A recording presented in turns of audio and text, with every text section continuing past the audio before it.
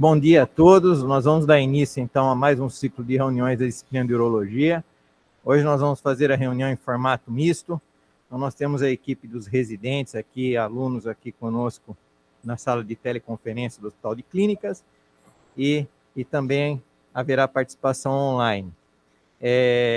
Quem apresentará os casos hoje é o Dr. Jefferson Moreira, que é futuro residente de 5º ano da disciplina. Jefferson, vamos lá. Obrigado, professor. Vou compartilhar a tela.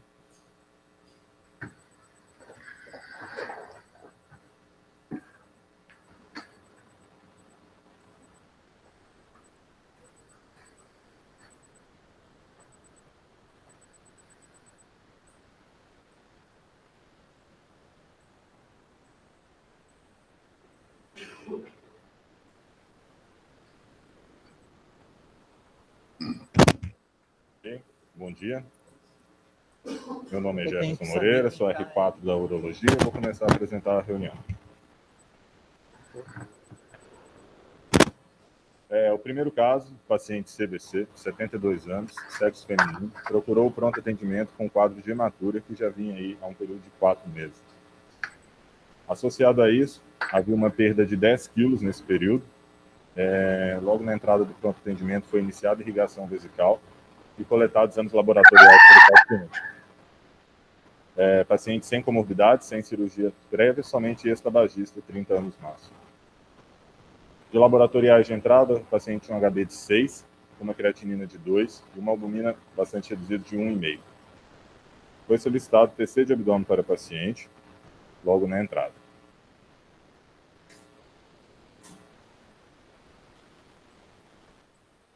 Vou passar as imagens da tomografia.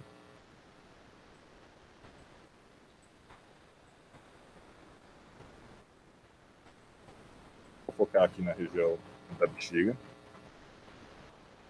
Como podemos ver, a paciente tem uma grande lesão vesical, associado também à presença de coágulos intravesicais, alguns linfonodos em cadeias ilíacas, e é uma lesão vesical em parede posterior em íntimo contato com o reto, não sendo possível a presença de plano de clivagem, sem poder delimitar corretamente o plano de clivagem entre as duas estruturas.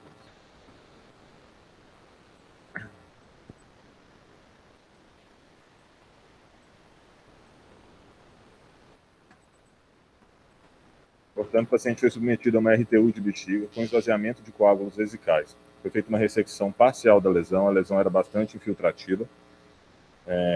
Conseguimos fragmento de muscular.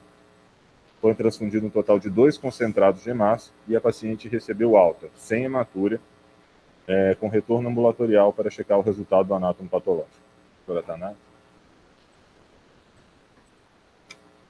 Observem que a neoplasia, um carcinoma urotelial, ele é alto grau, vejam o pleomorfismo muito acentuado, inclusive mostrando diferenciação escamosa. Neoplasias que apresentam diferenciação, quer ela seja escamosa, quer seja glandular ou de qualquer outra natureza, sempre, por ocasião do diagnóstico, se apresentam com estádios mais avançados. São tumores, então, mais agressivos. Próximo. Nós observamos, então, invasão da camada muscular própria, o que é realmente muito importante para estabelecimento, então, do estadiamento, que fica sendo, então, um PT2. E o laudo final, então, um carcinoma urotelial não papilífero da bexiga com extensa diferenciação escamosa. Ele é alto grau pela Organização Mundial da Saúde, o ISUP, e se nós usarmos 2 números, seria grau 3 mais 3. E o estádio, então, PT2 difuso. O que significa isso? Que em praticamente todos os fragmentos que tinham camada muscular, havia invasão, então, dessa camada.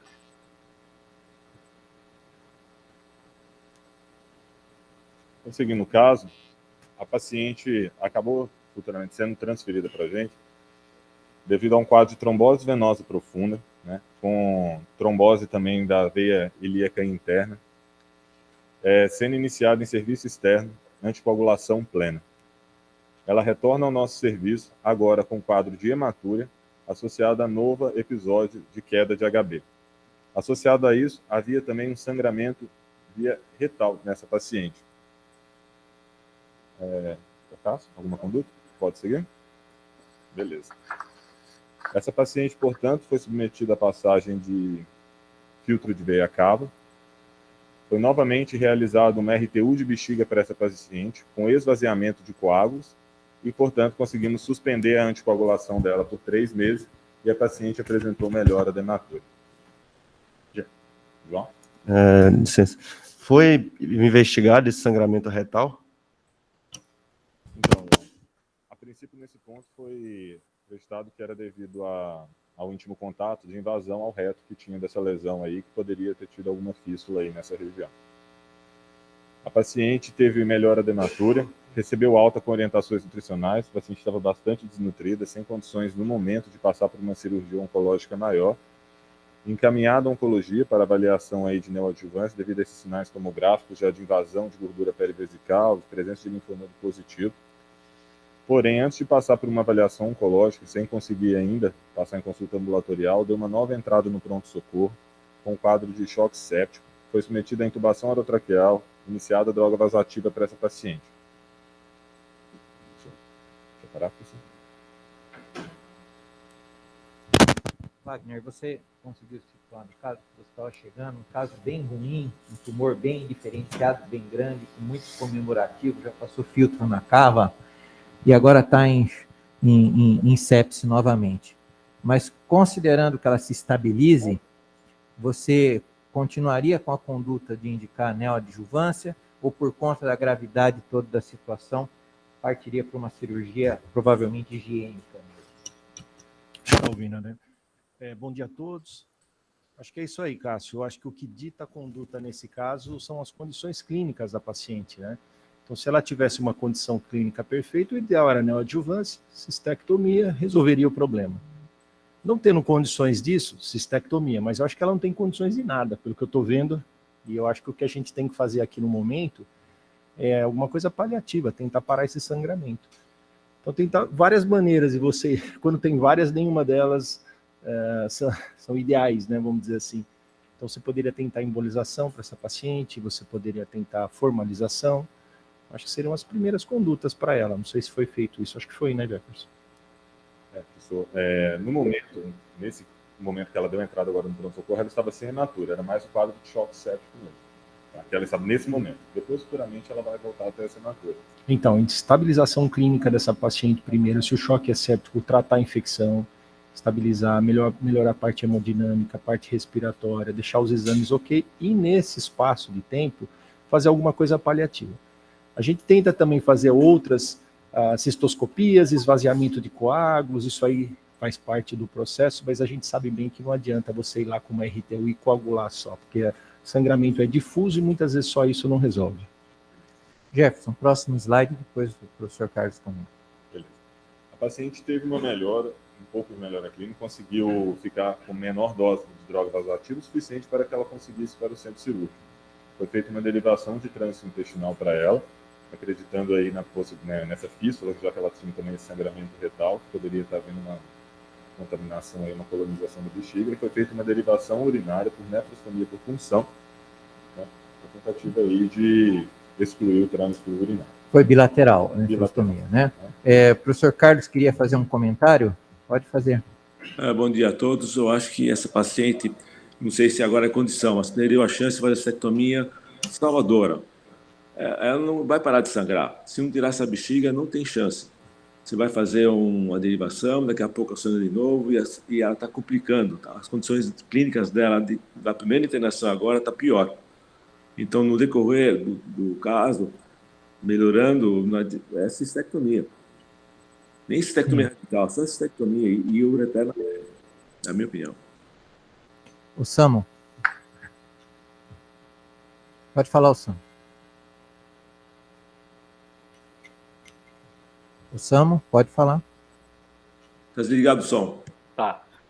Como o doutor Carlos disse, eu acho que essa paciente perdeu o timing. Eu não sei por que foi feita essa a avaliação, pediu a avaliação com o oncologista, já tinha o diagnóstico definitivo, é bastante infiltrativo, então eu acho que perdeu o timing nesse tempo aí.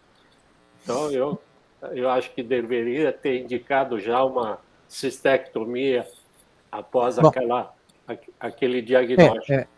Wagner, qual que é a mortalidade de uma cistectomia nessa Não, é situação? altíssima, Cássio. Essa paciente, pelo que eu me lembro, acho que nós discutimos várias vezes, ela nunca teve condições clínicas de uma cistectomia.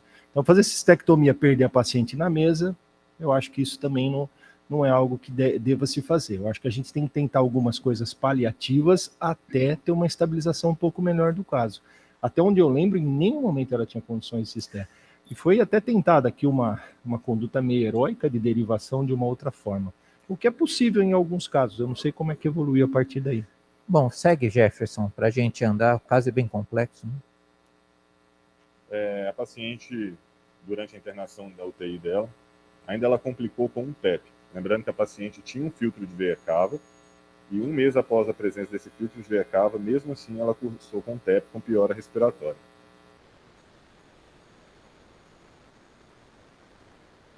Na tomografia dela, agora, né, podemos notar que o filtro de veia cava, né, ali na cava, e que esse filtro, ele extravasa, né, os limites da veia cava. Foi aventado, então, a possibilidade de trombose desse filtro de veia cava, e teve que ser novamente iniciada a anticoagulação para essa paciente. Pode seguir. Ela voltou a apresentar a hematúria, porém, dessa vez, sem uma queda tão significativa de HB, né, por uma forma mais controlada. A gente tinha que transfundir ela a cada 1, 2 dias, porém, assim, conseguia permanecer estável, sem grande instabilidade. A questão é que ela apresentou um novo quadro de choque séptico, com uma nova urocultura, novamente positiva, já agora em vigência de nefrostomia, já derivada. Ela apresentou esse novo quadro de choque séptico foco-urinário. Vendo que a paciente, mesmo sondada, mesmo com a presença da nefrostomia, ainda tinha algum débito urinário via sonda. Foi optado, então... Posso continuar? Não, então, tudo bem. Foi optado por uma oclusão ureteral, né? Isso, via nefrostomia. Eu gostaria de perguntar aqui para o Dr. Gabriel, obrigado, Gabriel, a presença aqui na reunião, que é do Departamento de Radiologia, a área de Radiologia Intervencionista, né, Gabriel? 2 coisas com relação a esse caso.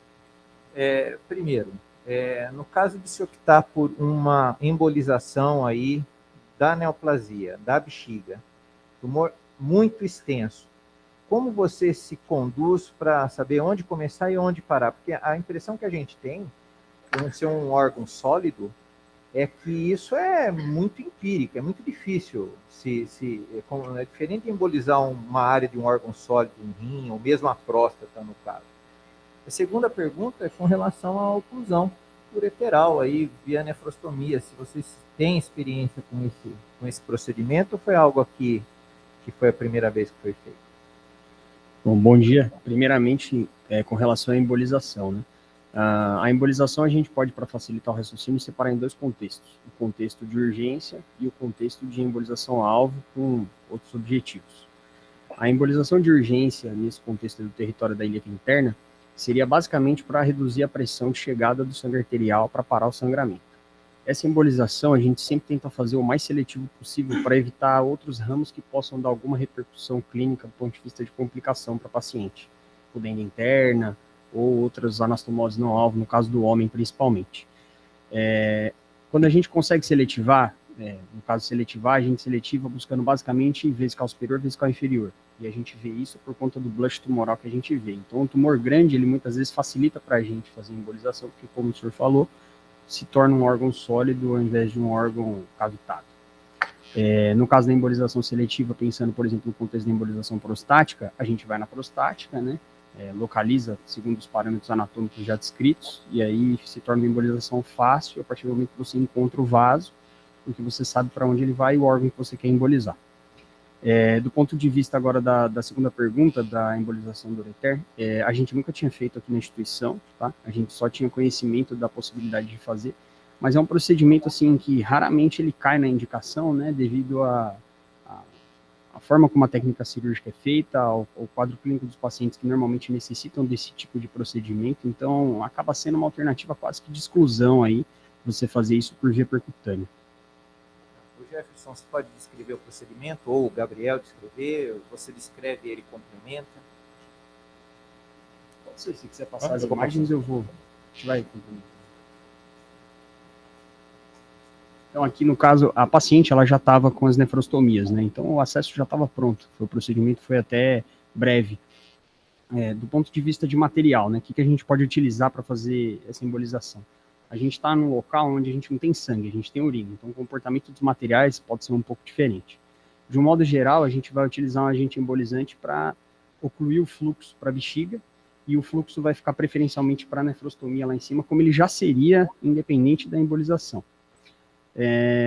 A gente optou nesse caso por utilizar mola e plugs de gelfoam devido à indisponibilidade de cola no momento que a gente fez, né? Estava em falta o material, enfim, mas poderia ter sido feito com cola, né? Com histoacril. Nós, então, descemos pelo acesso da nefrostomia com fio guia, colocamos um catéter até o limite da transição do ureter para a bexiga, que estava invadido pelo tumor ali em cima, né? A gente vê que não está na topografia usual da junção uretero-vesical. Fomos liberando algumas molas de perfil 0,35 mesmo, né, que é um perfil mais grosso, por dentro do catéter. A mola vai enrolando, ela vai fazendo aquele castzinho, aquele coil, e aí por trás a gente finaliza jogando outro agente, poderia ter sido a cola, nesse caso a gente usou o gelfoam, que é basicamente para fazer estase, induzir um processo de fibrose ali, um processo cicatricial, e cessar a passagem da urina, que vai ser preferencialmente pelas nefrostomias. Muito bem. Wagner, conduta heróica. Você participou dessa decisão, acredito. E aí?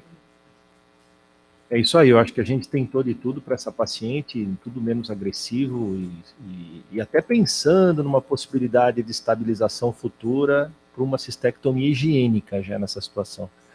Mas eu não sei, dá um desfecho aí, Jefferson. Só para concluir o caso, a paciente apresentou melhora das infecções dela, ela acabou subindo para a enfermaria, mas era uma paciente que já estava bastante debilitada. Foi conversado com a família, juntamente com a equipe de cuidados paliativos, o paciente que estava apresentando esses sangramentos, e ela acabou evoluindo a óbito. Depois de Quanto tempo depois? Foram uns 15, 20 dias. 15, 20 dias. No qual ela permaneceu internada nesse. Então, ok. Tá? O professor D'Ancona tem uma pergunta, em seguida o Luiz Felipe vai apresentar alguma coisa? Isso. Professor Attanasi, se na primeira cirurgia esses fragmentos pudessem ser analisados por biópsia de congelação, é possível dar o diagnóstico de um tumor invasivo? Sim, pode sim. Não é difícil você identificar que há o tecido muscular invadido, pode sim. Então isso, nesse caso, ajudaria muito, porque evitaria ela ter alta, voltar depois de 2 meses, 3 meses, porque agilizaria a confirmação do diagnóstico e possivelmente o tratamento. Nesses casos tão graves, com uma hematura tão importante, deveria talvez utilizar esse recurso para agilizar o tratamento. Observa que aqui o tempo é uma coisa que jogou contra. Obrigado. Obrigado, Dr. Carlos. O microfone ficou meio ruim, mas vamos ver o que o Luiz Felipe nos apresenta a respeito de oclusão ureteral anterógrada, porque é uma coisa muito nova. Bom dia a todos, meu nome é Luiz Felipe, eu sou residente do 4º ano da Radiologia Intervencionista daqui do HC, Unicamp, e eu vou falar brevemente para vocês da oclusão ureteral anterógrada transrenal. Tá bom? No contexto de fístula vesical, que era o contexto da paciente do caso, a gente tem que lembrar que é uma condição com importante impacto na qualidade de vida do paciente, né, independente da sobrevida, e é comum uma série de etiologias, né, seja iatrogenia por cirurgia ginecológica, doença inflamatória infecciosa, alteração actínica e neoplasias pélvicas, que era o contexto. Fístulas vesicocutânicas, vesicovaginais, vesicoenteses, né, sigmoide vesical, que era o caso da paciente, promovidas por lesão neoplásica ou actínica, são as de manejo mais complexo, como a gente viu aqui. O tratamento inicial é aquele, é desviar o fluxo urinário, a gente não tem outra coisa inicialmente. A gente desvia o fluxo urinário com nefrostomia percutânea e aguarda haver um fechamento espontâneo da fístula. A gente sabe que em algumas dessas etiologias a gente não vai conseguir isso, a chance de conseguir é bem baixa. Mas a gente tenta isso inicialmente. Se não houver resolução, né, com o desvio do fluxo urinário, a gente tem que considerar um reparo cirúrgico, a depender da causa, né, e do estágio de doença de base também. Agora, para aqueles pacientes que são considerados inoperáveis ou de manejo cirúrgico muito complexo, para esses pacientes em específico, que a fístula tem um importante impacto na qualidade de vida do paciente, a oclusão ureteral percutânea, né, associada ao desvio permanente do fluxo urinário, é uma boa opção. Eu acho que ela se encaixa nesse subgrupo de pacientes aí, como era o caso dela. É um importante recurso terapêutico para melhorar a qualidade de vida desses pacientes, né?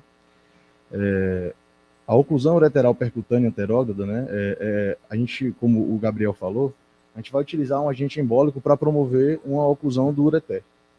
Qual seria o agente ideal para a gente fazer isso? Seria um agente que promovesse oclusão imediata, para haver uma melhora logo súbita do quadro do paciente, uma oclusão permanente, que fosse um agente que seja um agente que não se dissolva ou fragmente em contato com a urina, porque, como o Gabriel falou, esses agentes embólicos, inicialmente não foram feitos para ser usados, para serem usados no contexto de um meio com urina, foram utilizados para serem utilizados em vaso, né?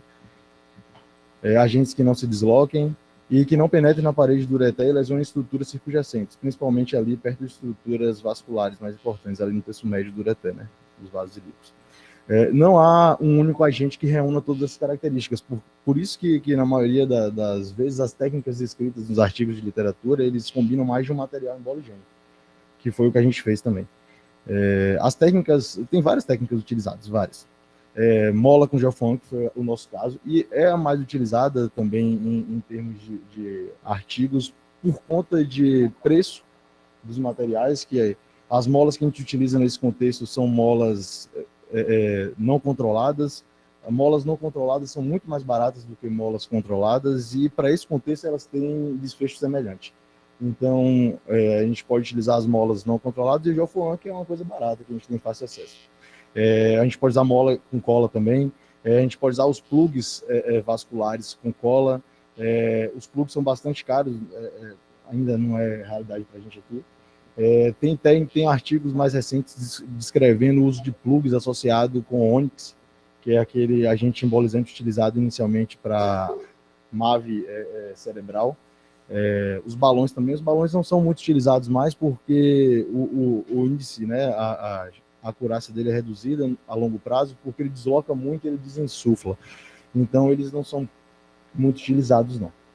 Aqui só uma da tabela dos artigos que eu trouxe como referência, ele mostrando diversos trabalhos da meta-análise, mostrando diversos trabalhos utilizando diversos agentes embólicos também. Eu destaquei aqui os mais relevantes para a gente. A gente vê aqui os balões de destacamento, né? Os balões de destacamento, eles têm uma taxa de sucesso clínico bem baixa, de acordo com os artigos, 55%, comparado com os demais, mas ainda é realizado, mas não é a primeira opção. O coil com a mola, né, com gelfoan, a gente observa que tem uma taxa de oclusão boa, muito boa, assim como a mola com cola, assim como o plug com mola com cola, assim como o plug com cola. Então, assim, a gente tem várias opções. Todas têm boa taxa de sucesso de clínico, né? Boa taxa de oclusão. E, assim, a gente tem que lembrar que, eventualmente, se a gente não conseguir determinar, promover a oclusão numa primeira manipulação, uma segunda manipulação, você agregar mais agente embolizante, pode ser feito sem problema nenhum, e a taxa de sucesso também é boa nesse contexto. E é isso, assim, em caso de recanalização, a gente lembrar, né, que embolização adicional também tem uma boa acurácia, e muito importante, a gente sempre tem que lembrar disso, é que para o procedimento ter sucesso, o paciente tem que ter uma nefrostomia pérvia, boa, né, com pelo menos 10 frentes. Então, assim, se o paciente não está com nefrostomia pérvia, ou ela eventualmente ocluir, a gente demorar de trocar isso, ou está com nefrostomia de baixo calibre, a chance de recanalização desse local que foi obstruído no ureter distal, ou mais distal possível, é grande. Tá? Obrigado, então. Muito obrigado. Obrigado. Jefferson, vai preparando o próximo caso. Eu gostaria de deixar uma mensagem para os alunos aqui do sexto ano, de que essa conduta é uma conduta de extremíssima exceção em urologia. Urologia é uma especialidade de reconstrução. Então, nós não ocluímos o ureter, a menos numa situação limítrofe como essa daí, né? A primeira vez que foi feito aqui. E não se tratava de um caso de fístula, mas é um caso onde se considerava que a urina estivesse irritando a superfície tumoral e perpetuando o sangramento, né? Ele apresentou aí uma outra aplicação que são as fístulas. Mas essa é a mensagem que vocês têm que ter. Jefferson, próximo caso, Wagner, quer fazer algum comentário? Não, eu acho interessante o que você colocou no final, porque tem que ficar uma mensagem para os alunos aqui. Como foi dito, esses pacientes com tumor invasivo têm um momento da cistectomia, que é a conduta padrão. Esse paciente aqui perdeu esse momento por algum motivo, e aí a quimioterapia, a radioterapia são muito ruins para esses pacientes com doença avançada. Aqui a gente ficou tratando as complicações. Então aqui não tem muito o que se fazer. Algo que está vindo muito interessante agora, recente, já aprovado, são as imunoterapias.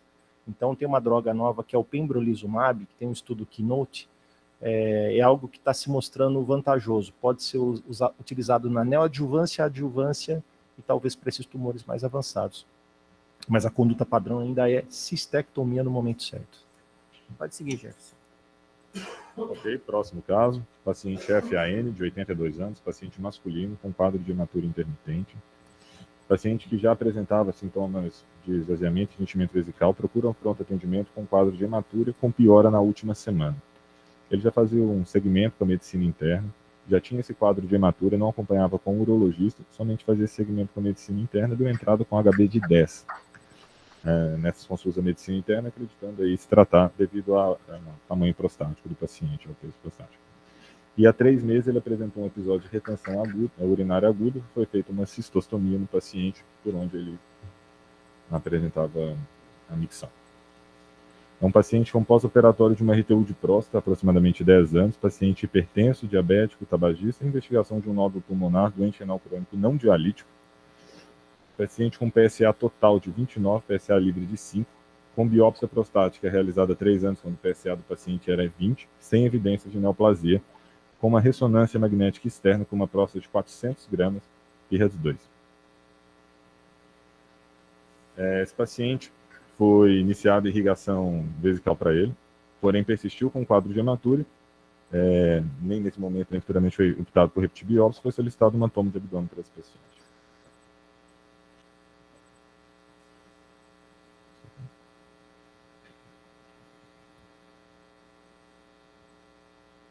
Bom, podemos ver na tomografia de abdômen, o paciente apresenta aquela imagem renal, foi avaliado e consiste em um angiomilipoma renal, paciente, de pequeno tamanho.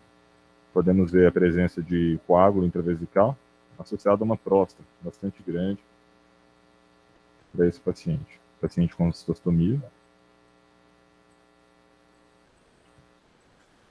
E agora, posso continuar? Não, vou perguntar para o Dr. Carlos, que eu acho que é junto com o Dr. Osamu, próstata de 400 gramas. Experiência de vocês. É a primeira vez que eu vejo uma próstata desse tamanho, 400 gramas, mas aí não tem o que fazer. Prostatectomia fazia uma cirurgia aberta, um milímetro. Mas que é muito grande. Na literatura existe já casos descritos feitos por Roman laser, mas tem que ter uma experiência muito grande para fazer isso. Foi apresentado 2 anos atrás no AUA uma próstata de 500 gramas por Roman laser. Consideraria embolizar a próstata antes para preparar o campo para a cirurgia? Não, de jeito nenhum. Não vamos perder tempo. Vamos fazer que nem outro caso. Põe na mesa e tira essa próstata. Muito bem. Jefferson, como é que foi conduzido? Foi feita uma embolização prostática para esse paciente, seguido de um esvaziamento de coágulos vesicais. Aí, professor Carlos, não seguindo os seus conselhos aqui. E agora? Coça a cabeça. Bem, foi feita uma embolização. Resolveu? Resolveu o caso? Resolveu, professor. Ele está urinando perfeitamente. Você tirou a cistostomia, o cara está contente como está urinando. Segue o caso, Jefferson. Vamos ver aí. Esse contexto da embolização, eu não sei como foi decidido. O Jefferson pode explicar melhor? Assim, era um paciente com bastante comorbidade, estava com sangramento, né, associado à queda de HB. Foi optado por, primeiramente, resolver esse sangramento. Foi conversado com o pessoal da radioprevenção, uma medida que é eficaz nesse caso, para pacientes com bastante comorbidade, foi optado por algo menos invasivo, pelo menos em um primeiro momento. Posso prosseguir? Não, eu queria perguntar para o Gabriel. Gabriel, uma próstata desse volume, o que a gente fica com receio no pós-operatório é essa área isquêmica. Como é que o paciente vai evoluir em termos de dor, em termos até de edema local, porque é uma área muito extensa, né? Não é a próstata que nós estamos habituados a embolizar. Né? Perfeito. Bom, a embolização de próstata, inicialmente, o conceito que tem que ficar claro para qualquer pessoa é que não existe um limite para se embolizar uma próstata, assim como não existe um limite para se embolizar nenhuma estrutura. O que tem que se pensar é, como o Dr. Cássio falou, as repercussões da embolização de um grande volume de lesão, seja ele tumoral ou não. E qualquer embolização de lesão pode determinar complicações relacionadas à própria embolização, entre elas um abscesso, por exemplo. Mas não há preditor para isso baseado em volume. Você pode ter um abscesso embolizando uma próstata de 50 gramas e uma próstata de 500 gramas. E cabe lembrar também que a ocorrência de um abscesso é, assim, na literatura, extremamente baixa, inferior a 2% nos maiores estudos. Então, é uma complicação considerada rara e quase nunca vista. Muito bem. Posso tirar uma dúvida, professor? Pode. Jefferson e Gabriel, eu vejo que a indicação nesse caso, principalmente da embolização, foi para controle de sangramento. Mas uma vez que fosse para controle do lútis e desse aumento prostático, quanto tempo em média demora para o paciente começar a ter alívio dos sintomas após a embolização? O tempo de resposta, principalmente lá pelo IPSS, né? O principal score utilizado aí, baseado nos estudos também, também não está relacionado a volume prostático. Muitas vezes a gente sabe, né, a questão do HPB, os sintomas por conta da hiperplasia ali, da glândula central, né? Então, às vezes o cara tem uma próstata pequena e tem muito sintoma, e o cara tem a próstata grande e tem menos sintoma. Então, isso depende do grau de resposta do paciente à embolização e do quão efetiva ela foi, o quão seletivo e o quão próxima dessa região a gente conseguiu ser. Um paciente com uma próstata desse tamanho, a gente até se questionou bastante, né, se ele vai ter resposta e qual vai ser a resposta. Mas mesmo que ele tenha resposta com redução do calibre dessa região onde está tendo obstrução do fluxo urinário, ele vai ser um paciente que vai ter outras coisas que vão talvez complicar um pouco dele sair da cistostomia, se é que isso um dia vai ser um objetivo nesse contexto todo, né, que é a atonia vesical, sondagem de repetição gerando lesão de uretra, uma série de coisas. Então a gente não tem um tempo pré-estabelecido. Isso aí pode ser 24, 48 horas, pode ser uma semana. Segue, Jefferson. Bom, só para exemplificar, então, trazendo esse artigo sobre a embolização prostática, publicado em 2020, a gente vê que isso pode ser feito a embolização prostática justamente para essas duas questões, tanto no contexto de hematura quanto no contexto dos pacientes que apresentam sintomas urinários. Podemos perceber que mesmo pacientes em uso de sonda, como nessa primeira coluna, né, os pacientes após 36 meses, podemos perceber no terceiro mês, como a quantidade de pacientes em uso de sonda ocorreu uma redução importante, né, de 43 para 3 pacientes, sendo que 34 deles urinando espontaneamente, mantendo 4 com necessidade de cateterismo intermitente limpo, e que é uma resposta bem sustentada, né? Após um ano, 30 pacientes aí permanecendo, conseguindo urinar espontaneamente. Foi um estudo realizado com 75 pacientes e próstatas entre 200 e 350 gramas. Então, assim, realmente é algo que chama a atenção. Né? Também com relação à melhora do IPSS, esses pacientes apresentaram, inclusive, uma redução também do volume residual e uma melhora da qualidade de vida. Com relação à hematura, também podemos ver que no total de um ano, no segmento até 36 meses, esses pacientes não voltam a apresentar hematura severa, né?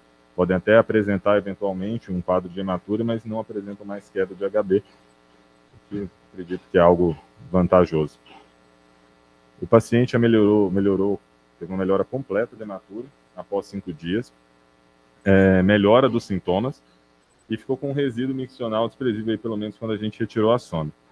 No pós-operatório, no segundo dia de pós-operatório, esse paciente apresentou uma dor pélvica associada à febre. Fez um leuco de 15.000, com um PCR de 200, ocorreu elevação de PCR. Pode seguir, Jefferson. Bom, pensamos na possibilidade aí de um abscesso prostático. Repetimos a tomografia para o paciente.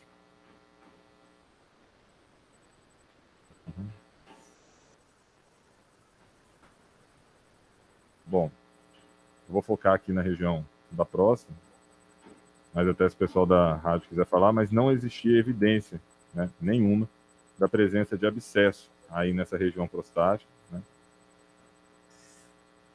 Nada assim que pudesse ser visto como presença de abscesso, nenhuma formação mais hiperdensa. Muito bem. E pode seguir, Jefferson. A partir dessa tomografia, qual foi a conduta?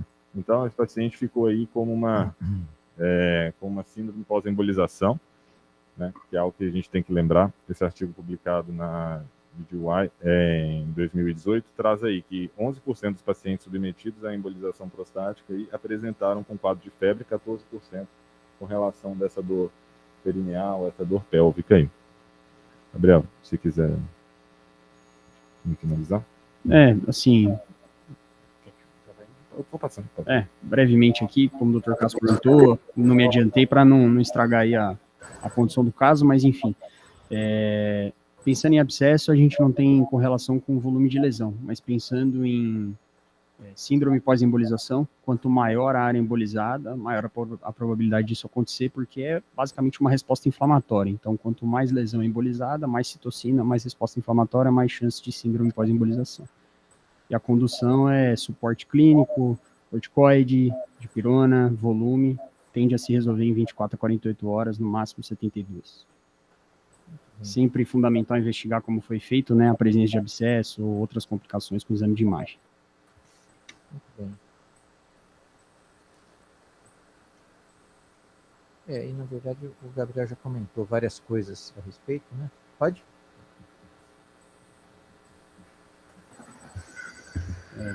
Bom dia, obrigado aí pelo convite de participar na reunião. Vou falar brevemente sobre hematura, tá? No contexto aí de condutas menos invasivas aí, como a gente pode auxiliar o colega urologista. Então, a hematura comete 2,6% da população geral, e pensando no contexto geniturinário, a gente tem que lembrar que ela pode vir do rim, do ureter, da bexiga, da uretra, da próstata, menos frequentemente na mulher do útero, tá bom? Indicações. No caso da hematura de origem renal, ela traumática ou não, a embolização mais seletiva possível, exceto quando a conduta tem que ser essencialmente cirúrgica. No caso da bexiga, a gente tem os quadros de cistite actínica, cistite induzida por ciclofosfamida, neoplasia vesical ou prostática com invasão. Às vezes a gente tem até dificuldade de dizer se ela é inicialmente da bexiga ou da próstata. E aí a gente vai precisar se armar de anátomo patológico, seja por uma via transretal, seja por cistoscopia. E a prostática propriamente dita, HPB, neoplasia prostática e trauma. No caso da HPB, a gente até lembra que a primeira embolização de próstata do mundo foi no contexto de um sangramento por HPB. Contraindicações. Não há contraindicações absolutas, essas condutas realizadas para conter o sangramento, tá bom? Majoritariamente um procedimento de urgência, como a gente já discutiu aqui, né? A maioria desses casos, antes de chegar para a gente, já foram conduzidos e muitas vezes resolvidos de forma cirúrgica. Mas tem paciente que não tem condição clínica, tem paciente que já perdeu time, ou que ele tem alguma outra complicação que não viabiliza o tratamento cirúrgico. Então, ele é um grande candidato à embolização nesse contexto. Distúrbio de coagulação, de modo geral, a gente consegue corrigir, então acaba não sendo um empecilho para sua realização. Na investigação, como a gente viu nesses casos, né? Fundamental, história clínica, exame físico, mas os exames de imagem, fundamentalmente, a tomo com contraste, com fase excretora, são importantes, tá? A gente tem que ver como que está se comportando a via urinária, se a gente consegue ver ou não um sangramento, e se a gente não conseguir ver o sangramento, a gente pode prosseguir e fazer pesquisa via arteriografia e já tratar, tá bom? E a cistoscopia, como a gente também já viu o pessoal comentando, é um exame importante, muitas vezes até para tratar o sangramento. Procedimento é feito através de uma embolização por via radial ou femoral, tá bom? O paciente, sempre que possível, sondado. Por que a sonda é importante para a gente? Para viabilizar a localização do assoalho vesical. No caso desse paciente foi até um desafio, porque a próstata era tão grande que o balão da sonda estava quase no nível da cicatriz umbilical. Então, a função da sonda ali para a gente é uma localização anatômica. Tá? Ela também ajuda no escoamento ali daquele contraste que vai se represando durante o procedimento e diminui a nossa imagem. E aqui na nossa instituição, na maioria das vezes, a gente faz com anestesia local. Como eu falei, acesso radial ou femoral, tá bom? Por punção, guiado por ultrassom. A gente faz uma arteriografia para identificar a anatomia ilíaca interna. A anatomia ilíaca interna é uma anatomia que a gente pode dizer até meio jovem para a gente na arteriografia, né? Nos últimos 10 anos ela foi mais bem descrita, principalmente no contexto da embolização por HPB, e a gente tem alguns padrões. A gente divide aí, segundo a classificação clássica ali do Carnevale, em 5 subtipos, e ela serve basicamente para a gente ver da onde, nesse contexto, a vesical e da onde vem a prostática, que normalmente vem da vesical superior. A gente faz um microcateterismo super seletivo sempre que possível, para a gente evitar a embolização de estruturas não importantes. De material, a gente usa basicamente microesferas, e caso seja necessária uma embolização menos seletiva, se a gente tiver com um paciente muito grave, que a gente não tenha necessidade de embolizar necessariamente só um ramo vesical ou só uma artéria prostática, a gente pode embolizar quase que todo o tronco anterior da helica interna. A gente evita isso, a gente nunca precisou fazer isso aqui, isso é possível. E a gente poupa vasos aí não alvo que podem dar repercussões, como por exemplo uma pudenda interna, peniana, etc. Aqui a anatomia descrita pensando no contexto de HPB, só para trazer, para lembrar aí os vasos que a gente identifica, né? A gente vê basicamente vesical superior, inferior quando ela está mais visível, obturatória, retal média, pudenda interna, e aí a gente procura a prostática vindo dela nessa região. Na arteriografia é um pouco mais fácil de ver do que nessa ilustração, tá? A gente tem aqui, ó, aqui é um oblíquo ipsilateral à direita, a gente tem o catéter está na ilíaca interna lá em cima. O primeiro vaso que sai para trás é a glútea superior, esse aí é o tronco posterior, e a gente tem um tronco anterior. Desse tronco anterior, na mulher, o primeiro vaso que sai é a uterina, no homem a gente não tem um padrão, pode ser a vesical superior ou não, tá? Geralmente a gente vê ali a vesical superior, e aí no forame obturatório a gente vê aquela abertura da obturatória e a pudenda interna fazendo um arco posterior acompanhando o saco. Essas são as nossas principais referências na arteriografia. E na imagem do lado, essa imagem é de uma embolização de próstata, no contexto de HPB, a gente vê a sonda Foley, tá? Essa sonda geralmente a gente deixa com contraste, nesse caso ela tá sem cor, né? Ela não tá corada aí, porque é com subtração digital, e a próstata tá embaixo. A gente vê um realce da próstata, porque já tá super seletivo na artéria prostática do lado esquerdo, e aí depois no controle, aquela estase, demonstrando que a gente exauriu todo o fluxo para essa região. Essa isquemia vai levar à redução da glândula central e melhora dos sintomas aí do paciente. No contexto de hematura, resolução de sangramento, geralmente nas primeiras 24 horas. Complicações desse procedimento. Como qualquer arteriografia relacionada ao sítio de punção, então, pseudoaneurismas, basicamente. Uma punção bem feita, com uma boa compressão, o sistema de fechamento vascular não vão dar esse problema. Dor glútea, náusea, vômito e febre, resolvendo-se em poucos dias. Dor glútea, fundamentalmente, quando você faz uma embolização muito grande ou quando você pega um território de tronco posterior da ilíaca interna, que a gente praticamente nunca faz. Náusea, vômito e febre. No caso desse paciente, a gente pode observar que teve febre, né, e mal-estar, foi o quadro aí de síndrome pós-embolização. E a embolização de território não alvo está muitas vezes relacionada a tanto a dificuldade técnica quanto a experiência aí do operador. Muito obrigado aí. Obrigado, Gabriel, novamente. Dr. Carlos, eu queria que o senhor fechasse esse caso com um comentário. A embolização é uma opção do paciente, é uma indicação do médico? Quando é indicação do médico? Qual deve ser a indicação precisa, se é que já existe essa informação, para situar aqui a plateia, principalmente os internos? Bem, tanto a AUA como a AAU não consideram a embolização como um tratamento assim, que compete com uma RTU ou com uma cirurgia aberta. Em casos especiais, consideram alguns centros como um tratamento ainda experimental, porque a médio e longo prazo os resultados não são consistentes. Então, é indicação em pacientes que não têm condições cirúrgicas, que pode melhorar o paciente temporariamente, e sangramento foi apresentado muito bem, mas não é uma técnica que vem competir com as técnicas tradicionais. Então, tem que lembrar desse procedimento em casos excepcionais. Muito bem, obrigado. O Orestes tinha um comentário, Orestes? Perdão, eu acabei deixando você para trás. Pode falar.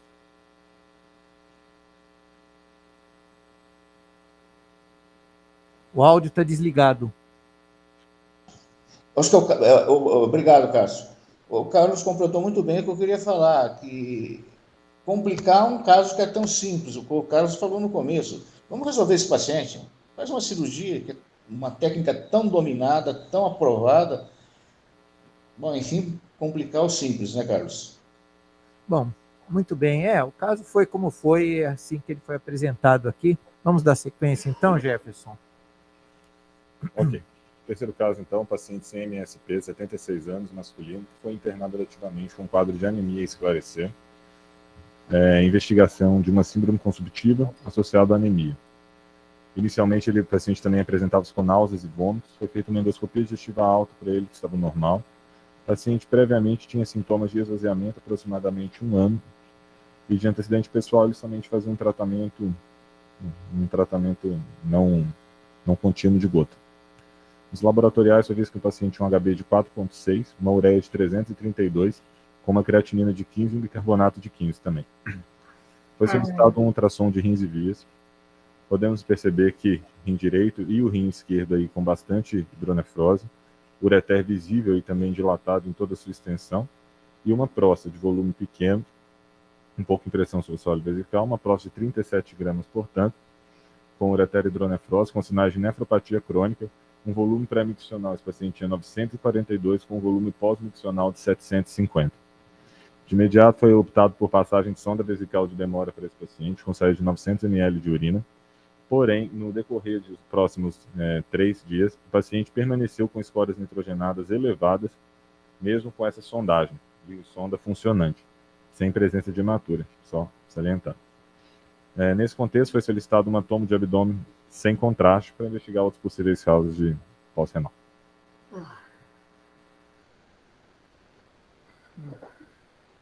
Bom, vou passar a tomografia.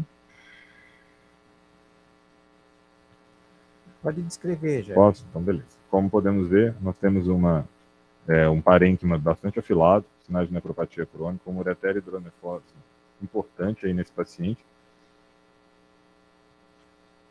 Seguindo todo o seu trajeto de extensão, sem nenhum ponto de obstrução muito claro desse paciente. Uma bexiga bastante espessada, com a sonda vesical de demora conforme locado intravesical, sem presença de coágulos e sem presença de qualquer lesão neoplásica na bexiga, com uma próstata também de pequeno volume.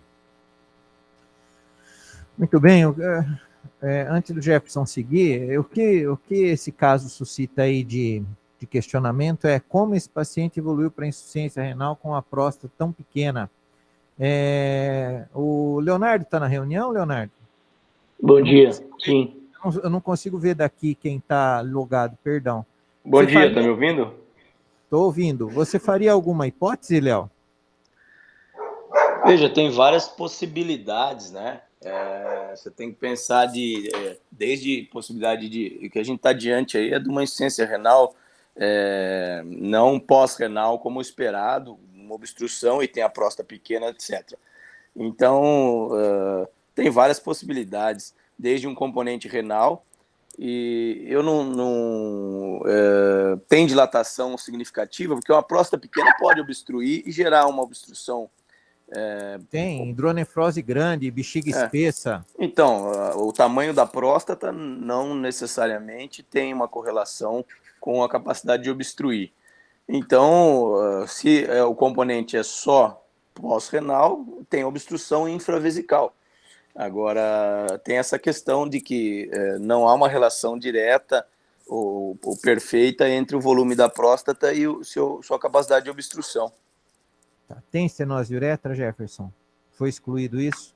Não, professor, não tem estenose. O paciente foi sondado com uma sonda 24. Ótimo. Dr. Carlos, algum comentário aí? Essa evolução ruim? Pois geralmente se espera em um prazo de 2, 3 dias, uma semana, uma melhora da função renal. E nesse caso não resolveu, porque inclusive continua com ureteronefrose, que não é habitual. Então, acho que está faltando mais alguns exames aí que talvez o Jefferson tenha. Antes do Osama seguir, Osama, para a gente manter-se no tempo aqui, Jefferson, evolui um pouco com o caso aí.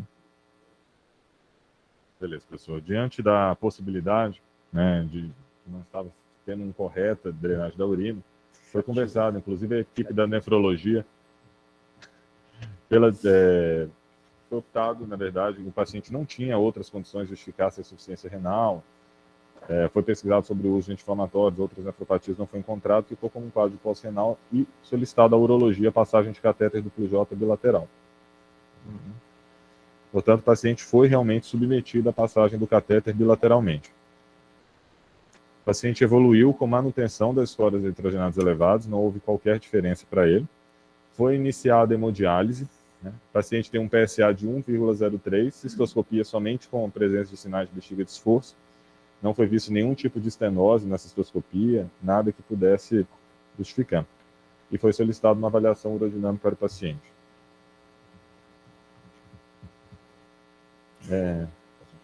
Bem, João, quer comentar a urodinâmica? A aerodinâmica desse paciente teve um problema ali na calibragem inicial, né? Não foi equalizada a pressão vesical com a pressão abdominal e a pressão detrusora começou um pouquinho acima.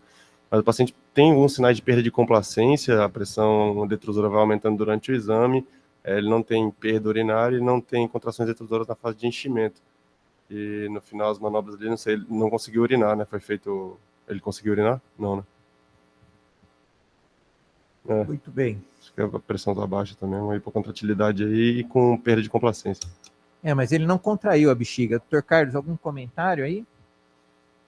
Sim, ele, se você comparar os 3 gráficos, me parece que ele não tem perda de complacência, porque a pressão vesical está estável, toda a linha. Então, o que parece na detrusora está um pouco aumentando a pressão, mas na vesical não. Então, alguma coisa não é assim. Mas eu concordo, o diagnóstico importante aqui que é uma hipoatividade detrusora ou acontratilidade detrusora. Ele não tá contraindo nada. Essa bexiga foi em falência. Apesar de ter uma bexiga muito espessada, ela já perdeu. E aí, Jefferson, qual foi a sequência do caso? Bom, esse paciente foi submetido ao urolift, né? Foi optado por uma conduta mais conservadora para esse paciente. Apesar do sucesso do procedimento do urolift, esse paciente permaneceu sem conseguir urinar após o procedimento. Foi aventada a possibilidade de cateterismo intermitente para ele, diante da permanência dos sintomas, só que o paciente apresenta bastante dor durante a sondagem, então inviabilizando aí a possibilidade de cateterismo intermitente limpo. Diante dessa questão da falha, considerada aí possível falha do urolift, apesar do sucesso do procedimento, eles indicariam mais alguma conduta? Descreve um pouco melhor o urolift, principalmente para os alunos. Então, o urolift ele entra com uma técnica minimamente invasiva, tá bom? Que são alocados 4 gramas na próstata com o objetivo de desobstrução. Idealmente, né, como os métodos minimamente invasivos são mais apropriados para próstatas menores, caindo aí nas próstatas até de 80 gramas, tem pacientes que caem na indicação de abordagem cirúrgica, pacientes com IPSS mais elevado, pacientes que apresentam aí refratariedade ao tratamento. Tá, ok. Léo, de novo para você, caso difícil também. Hoje todos os casos muito difíceis aqui, né? Não, acho que o caso é fácil. Acho que acontece o seguinte. Você quer me perguntar? Desculpa. Pode seguir, pode comentar então. Veja. Você achou fácil? É fácil, veja. O que a gente discutiu é a possibilidade de algum componente renal na insuficiência renal, né? Agravando essa insuficiência renal. Se você picota, né? Isso. Se você tem uma desobstrução, até então, pelo padrão do trato inferior, né, e do trato superior, com a dilatação, até prova em contrário, tem uma obstrução infravesical, quer dizer, tem dilatação bilateral do ureter, de todo o ureter. Ou seja, se você colocou uma sonda e esse paciente não melhorou a função renal, você resolveu a questão infravesical. Ok, que você, colocando os catéteres ureterais, você pode excluir uma possibilidade muito remota de ter alguma obstrução na junção urotero-vesical dos ureteres, né? E você não ter desobstruído por completo. Ok, foi feito isso. A creatinina não melhorou, eu não teria feito a urodinâmica, porque você já desobstruiu, a bexiga obviamente não funciona, a próstata obstruída, alguma coisa ali. Então, tampouco faria cirurgia da próstata, porque a maior preocupação desse paciente é que o trato superior não recupera. Então, eu faria qualquer reabilitação vesical, seja qual for, depois dele ter recobrado a sua função renal. Então, esse gap aí, não sei se não ficou claro para mim, ou se foi feito dessa forma mesmo. Então, em outras palavras, tem dilatação, até prova em contrário, obstrução infravesical. Colocou a sonda para resolver, não resolveu, não é Urolift ou cirurgia prostática que resolveria, né? Então, aí acho que está a grande questão. Quando eu falo que o caso é fácil, porque realmente é isso que acabamos de falar, não tem... não se espera melhorar a função renal com o tratamento da próstata. Ok, Léo. Doutor Samo, então, esse paciente já é dialítico, mas ele tem um volume residual, então esse volume residual tem que ser evacuado, e ele não consegue urinar, não aceita cateterismo intermitente limpo, e o Urolift não conseguiu ajudá-lo. Esse é o panorama. Isso. Como é que o senhor comenta? Antes de responder isso, eu queria lembrar aqui também, esses pacientes prostáticos de longa data podem evoluir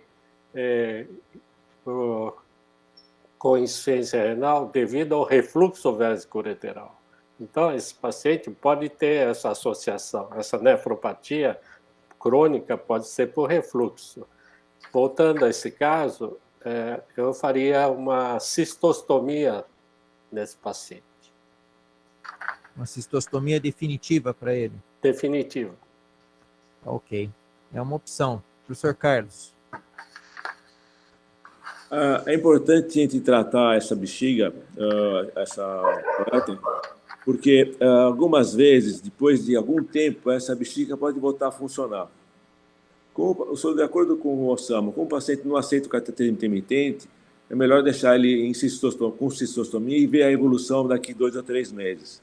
Eu não conheço uma fisioterapia específica que o Leonardo mencionou da bexiga.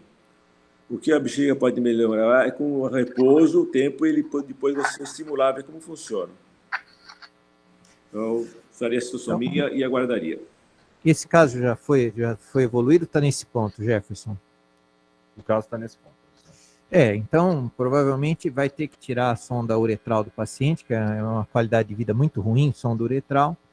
Vai se propor cistostomia para ele, e a partir da cistostomia aí, ele vai continuar em acompanhamento fazendo diálise, né, Jefferson?